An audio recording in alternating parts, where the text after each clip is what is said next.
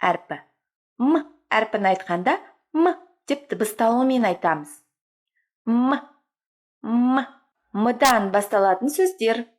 Мысық, маса, мақта, мұз.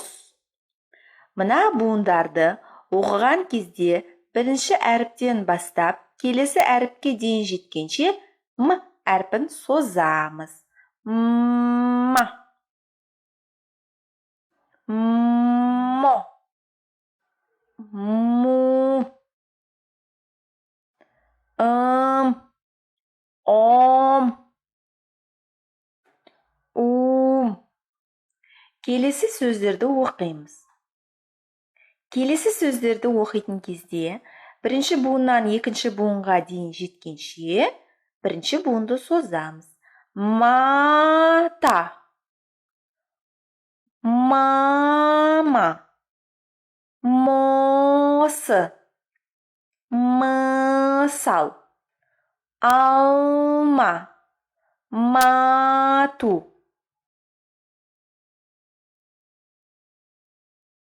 Міндетті түрде баламен жаңа сөздермен сөйлем құрастыру керек. Сөйлем құрастырғанда сөйлеміміз күлкілі болу керек. Марал мұнараға шығып, май тапты. Назарларыңызға рахмет. Келесі сабақта кездескенше сау саламатта болыңыздар.